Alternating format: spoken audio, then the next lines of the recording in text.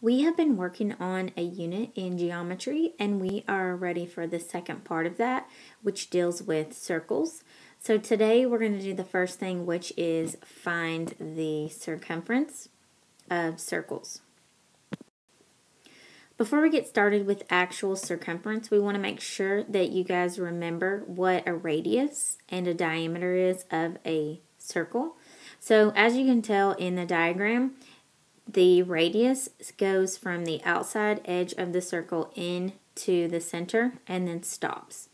The diameter starts on the outside edge of the circle, goes through the center, and then continues out to the opposite side of the circle. This orange line or red line that continues to go all the way around the circle is called the circumference, which is what we're going to be finding out today. The main thing to remember is radius only goes halfway across the circle and the diameter goes all the way across the circle. So some say that a radius is half of a diameter. There are two different formulas you can use for finding circumference. The difference is sometimes a circle automatically tells you the diameter, and sometimes a circle automatically tells you the radius. So the first thing you need to do is ask yourself, what does the circle show me in the diagram? Once you've identified if it's telling you the diameter or the radius, your next step is use the right formula. So when we look back at the first example, this is the diameter, so I want to use the formula circumference equals pi times diameter. And we will also talk about what pi is. I'm sure you've heard it from 6th grade, but we'll also go over that during the first example. The second one, we already said this was the radius. So as you can tell at the end of this, it gives you a second choice, another formula. If you know the radius, you want to do circumference equals 2 times pi times r, which is the radius. All right, during these two examples that you're about to watch in the video, it is very important that you write down all of the steps so that you can look back at these two examples for help during your homework. So you need to make sure you're on your notes page right now, and we are going to do the first example, which says we're going to be finding the circumference, the distance all the way around the circle, when we know the diameter.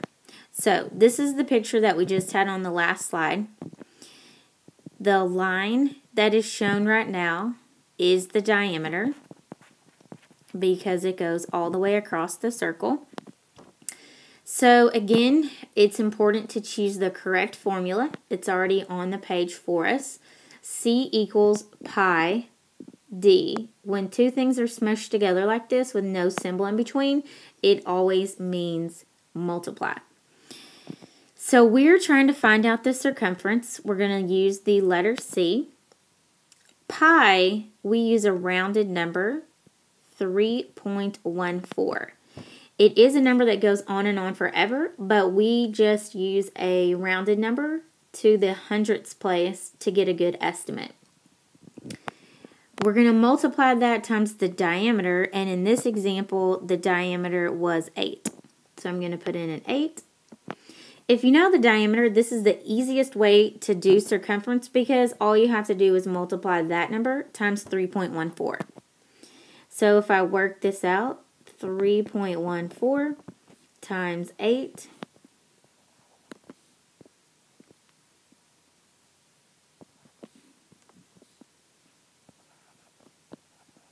I get 2512. Now, in order for me to get the right final answer, I have to make sure I put my decimal in the correct place. So, I know we've talked about this before, but just a review, I have 2 digits behind the decimal in my problem. So, I'm going to start at the end of the number. I'm going to back up 2 place value positions.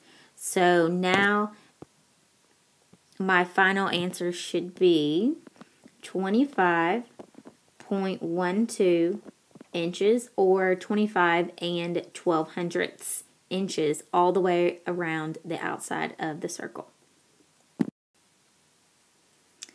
Example number 2 on your notes page now says we're going to find the circumference, but we know the radius instead of the diameter. So again, we have our circle. We're trying to find how far this blue line goes all the way across. This time we're only going half the distance across the circle, which we just said was going to be the radius. This formula is a little bit longer because it has this extra 2 in it. The reason it has this 2 is we want to find what would be the distance all the way across the circle, not just half. So to do that, I would just multiply the radius times 2. It doesn't really matter that the 2 is next to the pi symbol. I could go ahead and do something easier, which is multiply the 2 with the radius, and then save the decimal for the last multiplication problem. So if I start out, C equals 2 times pi times r. The thing we know from the problem is radius. So I'm going to put a 14 for my radius. Pi is 3.14. And then I also have a 2 because I need to double the radius. So what I was just saying was it would be easier to multiply 2 times 14 first, because you can do that in your head. 2 times 14 is 28. So really what I could do is multiply 28 times 3.14. And then that'll tell me the distance all the way around the circle. So I'm going to shrink this just a little bit so I have some more space. The final problem I want to do is 3.14 times 28.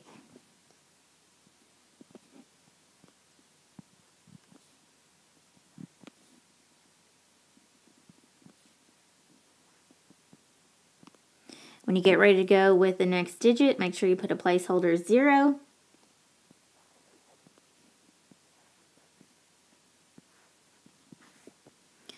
Shrink that again so I have a little more room. When I add these together,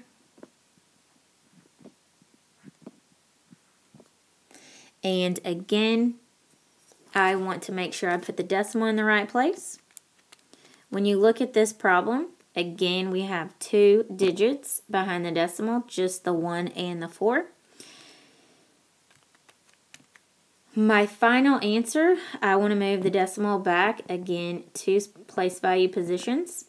So my final answer would be 87.92 feet, or 87 and 92 hundredths feet, the distance all the way around the circle. You now have 2 different ways to find circumference, depending on if you know the diameter or the radius. So you're going to start your homework now on your own. Click on the link from your teacher page and download the homework for Monday, Circumference of Circles.